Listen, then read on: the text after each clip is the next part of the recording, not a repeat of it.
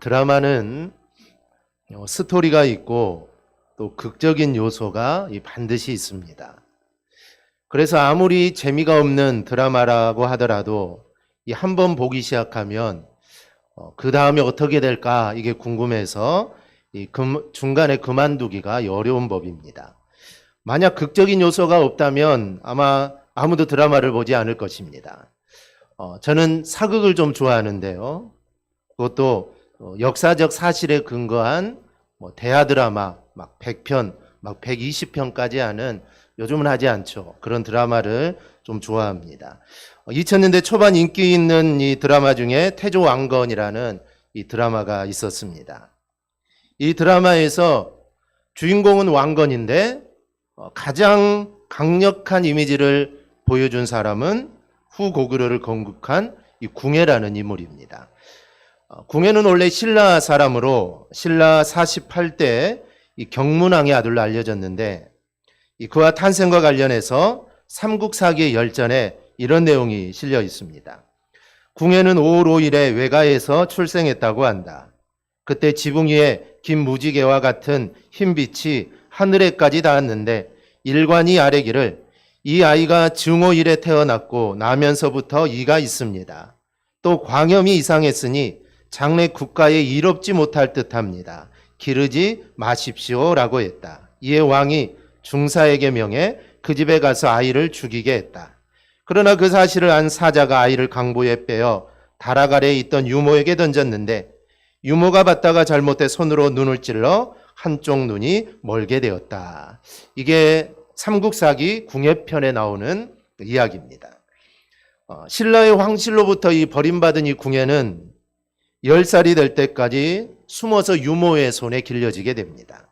그러다가 이 출생의 비밀을 알고 유모 곁을 떠나 스스로 세달사로 들어가 선종이라는 이름의 승려가 됩니다. 여기까지가 역사적 기록이고, 이 왕건이라는 드라마를 보면 궁예는 이 절에서 이 종간이라는 평생의 책사요 동지를 만나게 됩니다. 그리고 여러 가지 과정을 거쳐서 결국 서기 901년에 후고구려를 건설을 하게 되죠. 그런데 나라를 건설한 후 드라마를 보면 알지만 궁예는 이 교만에 빠지게 되죠. 관심법이라 해가지고 자기가 사람의 마음을 읽을 수 안다라는 교만에 빠지게 됩니다. 자기가 부처라는 것이죠. 이때 종간이라는 책사가 궁예 입장에서 여러 가지의 조언을 합니다. 당연히 궁예 입장에서는 이 종간이라는 사람의 말을 들어야 하는데 이 말을 듣지 않죠.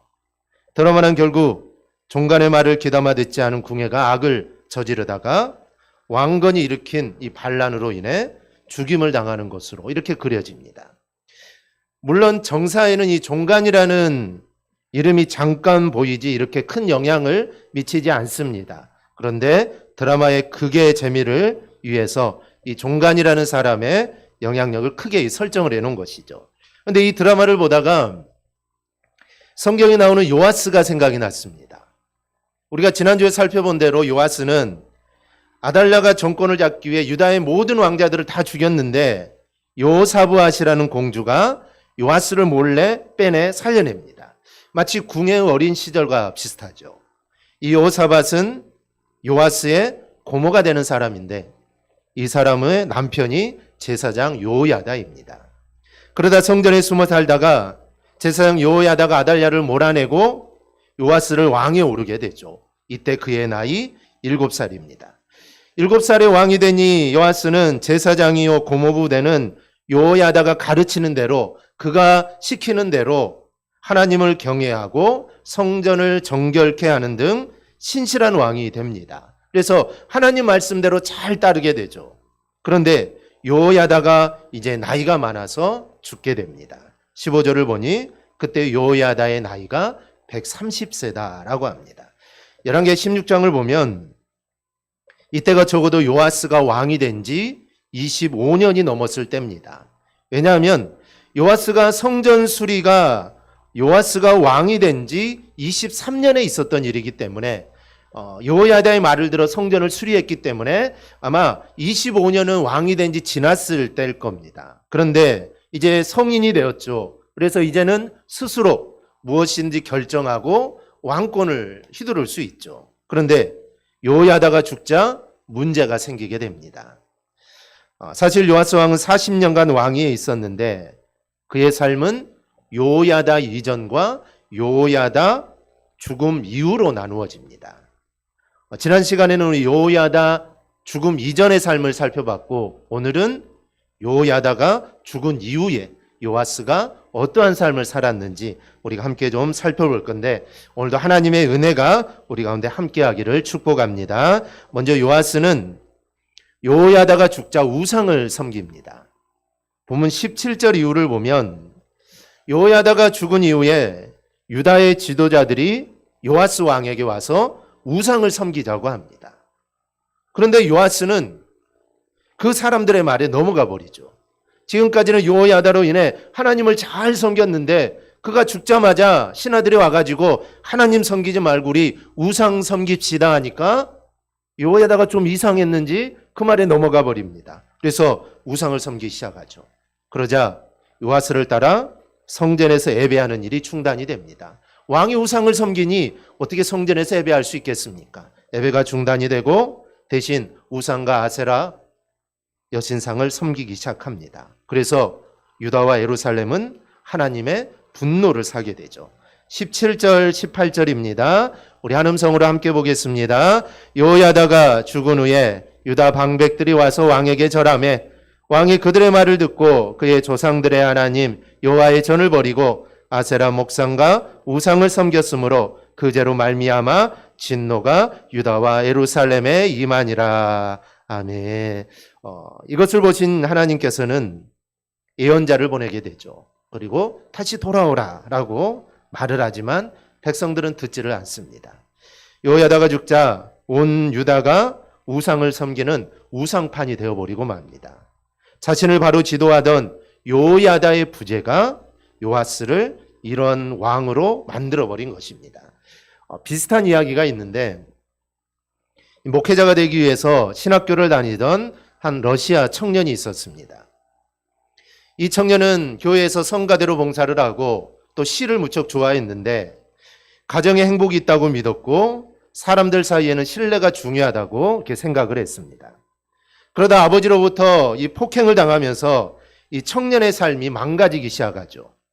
다인의 종의 기원이라는 책을 읽은 뒤에는 하나님에 대한 의문을 가지게 되고 칼 마르스의 책을 읽은 뒤에는 혁명사상에 빠지게 됩니다.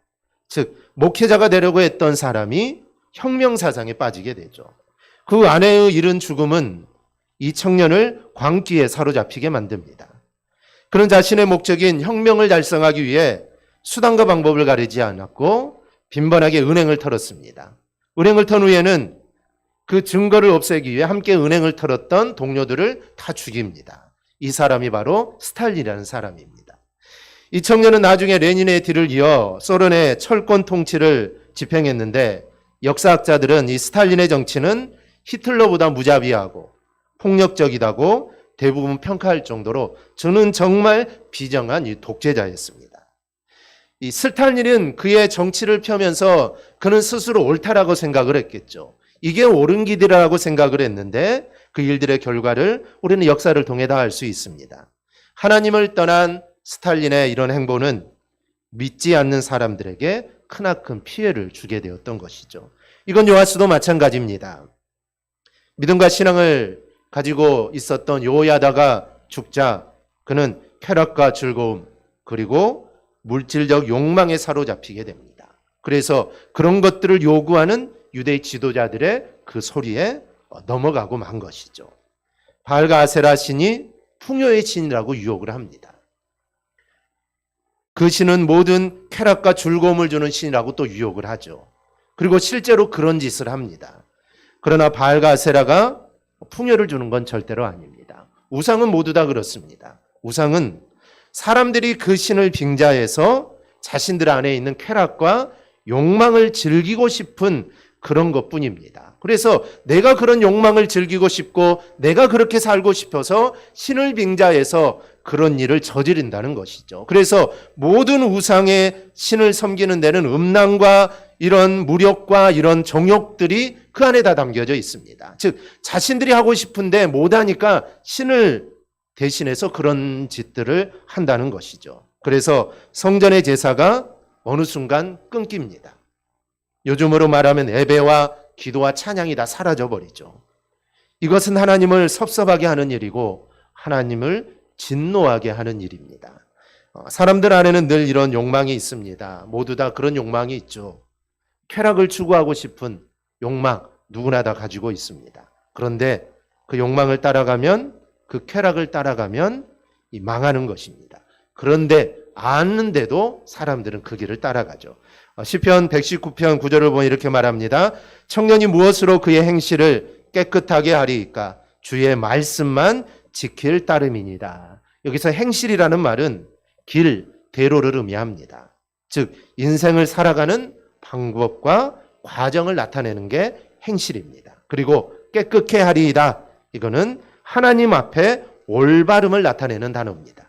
그러므로 본문은 어떻게 하면 하나님 앞에 인정받는 올바른 삶을 살 수 있느냐라는 그런 물음입니다. 그리고 청년이라는 것은 전투를 수행할 수 있는 건장한 청년을 의미합니다. 즉 인생의 모든 기간 중에 이 청년의 시기는 가장 황금기죠. 그리고 범죄에 빠질 수 있는 가장 또 위험한 시기이기도 합니다. 이처럼 중요한 시기에 너희가 죄를 멀리하고 하나님을 가까이 한다면 그 인생은 복된 인생, 아름다운 인생이 된다는 것이죠. 반대로 그런 기간에 힘과 정열이 정욕에 휘둘리고 허탄한 데 소진한다면 그 청년의 삶은 저주로 비결될 수밖에 없다라는 게 하나님의 말씀입니다. 복된 인생을 사는 비결이 하나님의 말씀을 지키는 것이다.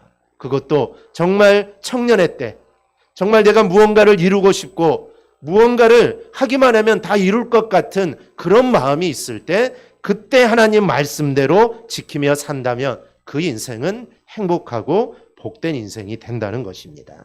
또 시편 119편 105절 보면 주의 말씀은 내 발의 등이요 내 길의 빛이다 라고 합니다. 즉 말씀을 따르는 것이 사는 길이다라는 것입니다. 말씀대로 사는 것이 진정한 복과 행복과 기쁨을 얻는 것입니다. 그런데 요아스는 이 길을 포기하고 우상을 섬기는 길을 선택을 하게 됩니다. 그것이 망하는 길인지도 모르고 그 길로 갑니다. 그 길로 가게 되죠. 하지만 그 길은 망하는 길이었다라는 것이죠. 세상 사람들도 다 그렇습니다. 그 길이 망하는 길인지 잘 모릅니다. 그러나 우리는 다 알고 있죠. 세상 사람들은 모르지만 우리는 다 압니다. 그러니 알면서도 그 길을 가서는 절대로 안 된다는 것이죠. 혹시 내가 잘못해서 그 길을 가고 있다면, 그 길을 들어섰다면 즉시 돌아서서 회개하고 우리는 믿음의 길을 가야 합니다. 우리가 그 길을 갈 수 있도록 하나님께서는 반드시 힘을 주시고 우리를 이끌어 주실 줄 믿습니다. 두 번째로 요아스는 선지자를 핍박합니다. 본문 20절 이후를 보면 하나님이 요아스와 유다 백성들의 우상을 섬기는 것을 바로잡기 위해 선지자를 보냅니다. 그 선지자가 스가랴인데 스가랴가 이렇게 말을 하죠. 그가 백성 앞에 높이 서서 그들에게 이르되 하나님이 이같이 말씀하시기를 너희가 어찌하여 여호와의 명령을 거역하고 스스로 형통하지 못하게 하느냐 하셨나니 너희가 여호와를 버렸으므로 여호와께서도 너희를 버리셨느니라. 너희가 하나님을 버렸으니 나도 너희를 버린다라는 것입니다. 그 이유는 하나님의 명령을 어겼기 때문이죠. 이스라엘은 하나님 없이는 살아갈 수 없는 민족입니다. 하나님 없이는 절대로 살 수 없는 민족이죠. 즉 하나님 앞에 올바르게 살면 하나님이 그들을 인도하시지만 그들이 우상을 섬기고 하나님의 뜻대로 살지 않으면 그들에게는 바로 하나님의 이 심판이 임합니다. 바로 심판이 임하죠. 왜냐하면 그들은 하나님이 택한 민족입니다. 세상에 수많은 민족이 있지만 하나님이 특별하게 그들을 택했기 때문에 그들이 잘못된 길로 갈 때 하나님은 그들을 절대로 가만 놔주지 않습니다. 우리는 하나 잘못한 일을 해도 요즘 하나님이 지금은 바로 벌하시지 않지만 이스라엘은 그렇지 않습니다. 그러기에 이스라엘은 하나님 없이는 살 수 없는 민족입니다. 그런데 그 하나님이 이제는 떠난다는 것이죠. 그러면 이 말씀을 듣는 사람들이 어떤 반응을 보여야 할까요? 여기서 사는 사람은 그 말씀 앞에, 하나님 앞에 엎드려서 무릎 꿇고 회개하는 자입니다. 다윗처럼, 그리고 사도행전 2장의 성도들처럼 정말 하나님 앞에 엎드리는 자는 삽니다. 그런데 망하는 사람은 예수님을 핍박한 사울의 사주를 받아 스데반을 죽인 사람들처럼 그렇게 행한다는 것이죠. 요아스와 백성들도 다 그랬습니다. 21절을 보면 무리가 함께 꾀하고 왕의 명령을 따라 그를 여호와의 전뜰 안에서 돌로 쳐 죽였더라. 여기 보니 무서운 말이 있습니다. 왕의 명령을 따라, 즉 요아스가 했다는 것이죠. 요아스가 신하들에게 이 선지자를 죽여라 라고 명령을 내립니다. 그런데 그 사람이 누굴까요? 본문의 기록에 의하면 요야다의 아들입니다. 이 선지자는 요야다의 아들이죠. 요야다는 자신의 생명을 구해준 사람이고 자신을 왕에 오르도록 한 사람입니다. 육적으로는 고모부가 되죠. 그런데 그렇게 은혜를 입은 사람의 아들을 죽이라라고 명령을 합니다. 죄를 지은 것도 아닌 하나님의 말씀을 전한 것뿐인데 죽이라고 했습니다. 우리는 여기서 사람들의 쾌락을 향한 욕구가 얼마나 큰지, 그리고 한번 거기에 사로잡히면 남에게 얼마나 못된 행동을 하는지를 우리는 알 수가 있습니다. 지금도 그렇지 않습니까? 자기 욕망을 채우기 위해 훔치고 심지어 사람까지 죽입니다. 자기 욕망을 위해, 자기 쾌락을 위해 다른 사람의 입장은 별로 생각을 하지 않습니다. 우리는 여기서 하나님의 마음이 없는 사람의 생각, 쾌락을 앞세우는 사람이 얼마나 악한지를 우리는 보아야 합니다. 그리고 나는 그런 길에 서지 않도록 노력해야 합니다. 그 길은 하나님의 말씀 안에 우리가 거하는 길뿐입니다. 세 번째로 요아스는 징계를 받게 됩니다. 결국 요아스는 하나님의 징계로 죽임을 당합니다. 본문 23절을 보면 이런 일이 일어납니다. 1주년 말에 아람 군대가 요아스를 치르고 올라와서 유다와 예루살렘에 이르러 백성 중에서 모든 방백들을 다 죽이고 노력한 물건을 다메섹 왕에게로 보내니라. 아람 군대가 쳐들어와서 유다 방백들을 죽였다고 합니다. 이 방백들은 누굴까요? 요아스에게 우상을 섬기자고 말했던 사람들입니다. 이 사람들이 다 죽었다는 것이죠. 그렇게 된 이유를 24절에서 말합니다. 아람 군대가 적은 무리로 왔으나 여호와께서 침이 큰 군대를 그들의 손에 넘기셨으니 이는 유다 사람들이 그들의 조상들의 하나님 여호와를 버렸습니다. 이와 같이 아람 사람들이 요아스를 징벌하였더라. 이거는 하나님의 징계였다는 것입니다. 23절을 보면 이 시기가 1주년 말에라고 되어 있는데 이 말은 스가랴 선지자를 죽인 지 1년 만에 이런 뜻입니다. 그런데 더 비참한 게 있습니다. 25절입니다. 요아스가 크게 부상함에 적군이 그를 버리고 간 후에 그의 신하들이 제사장 요야다의 아들들의 피로 말미암아 반역하여 그를 그의 침상에서 쳐 죽인지라. 다윗성에 장사하였으나 왕들의 묘실에는 장사하지 아니하였더라. 요아스가 아람 군대로 인해 부상을 당해 침대에 누워 있는데 그 부하들이 침대에 있는 요아스를 죽입니다. 그리고 그 시신을 왕들의 무덤에 있는 곳에 장사하지를 않습니다. 왕이라면 당연히 왕들의 묘실에 장사되는 게 맞는데 그는 그곳에 장사를 지내지 않습니다. 한마디로 왕으로 인정을 하지 않는다라는 것이죠. 요아스는 왕이 아니라는 것입니다. 왕이 아니기 때문에 왕의 묘실에는 묻을 수 없다라는 것이죠.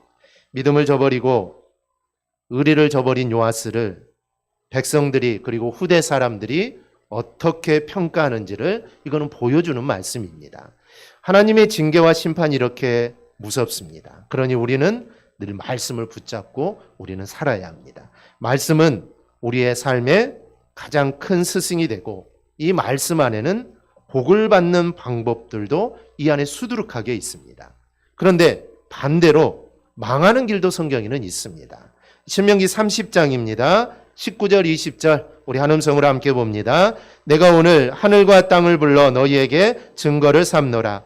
내가 생명과 사망과 복과 저주를 내 앞에 두었은즉 너와 내 자손이 살기 위하여 생명을 택하고 내 하나님 여호와를 사랑하고 그의 말씀을 청종하며 또 그를 의지하라. 그는 내 생명이시요 내 장수이시니 여호와께서 내 조상 아브라함과 이삭과 야곱에게 주리라고 맹세하신 땅에 내가 거주하리라. 아멘. 하나님은 우리 앞에 생명과 사망과 복과 저주를 두었다라고 말씀을 합니다. 그러면 우리는 어떤 선택을 해야 할까요? 당연히 우리는 복된 길, 생명의 길을 우리는 택해서 흔들리지 않는 삶을 우리는 살아야 합니다. 이 남유다의 5번째 왕인 여호람이 아버지 여호사밧에 의해 아합과 이세벨의 딸인 아달랴와 결혼을 해요 아하시아를 낳았습니다. 그 아하시아가 왕이 되어 북이스라엘의 왕인 요람과 함께 아람 왕과 전쟁을 벌입니다. 그러다가 그 전쟁에서 부상을 당한 요람을 병문안 차 북이스라엘에 갔다가 그도 예후에게 죽임을 당하죠. 이때 아하시아의 어머니 아달랴가 유다 가문의 모든 남자들을 다 죽이고 스스로 왕이 되었지만 요람의 딸인 여호사브앗이 요아스를 구해냅니다. 이 여호사브앗은 아하시아의 누이이자 제사장 요야다의 아내입니다. 이렇게 죽음의 위기에서 구원을 받은 요아스는 7살에 왕위에 올라 40년을 다스리죠. 초창기에는 요야다의 지도를 받아 하나님을 섬기고 바른 일들을 행했지만 요야가 죽은 이후에는 그는 쾌락과 욕망을 따라 우상을 섬기는 사람이 되고 맙니다. 선자를 핍박하고 선자를 죽이다가 결국은 망한 왕이 되어버리고 맙니다. 우리는 요아스를 통해 내 자신을 지켜주는 것이 무엇인지를 우리는 알아야 합니다. 그것을 무시하고 없애면 화가 되는 것입니다.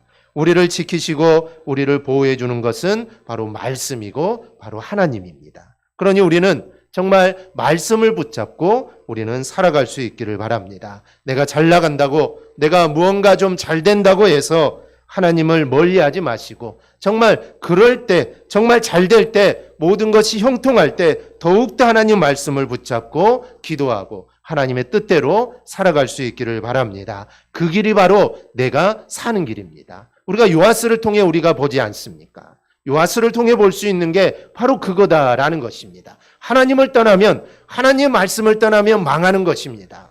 우리가 그렇다는 것이죠. 믿는 자는 그렇습니다. 세상 사람들이야 그렇지 않겠지만 우리 믿는 자는 하나님을 떠나면 우리는 망한다는 것입니다. 그러기에 우리는 늘 하나님과 가까이 하고 늘 말씀을 가까이 하고 하나님과 동행하는 그런 삶들을 우리는 매일매일 우리는 살아가야 합니다. 그래서 말씀을 듣고 말씀을 묵상하고 또 기도하는 가운데 늘 하나님과 가까이 하는 우리 성도들이 꼭 될 수 있기를 주님의 이름으로 축원합니다. 아멘. 기도하겠습니다.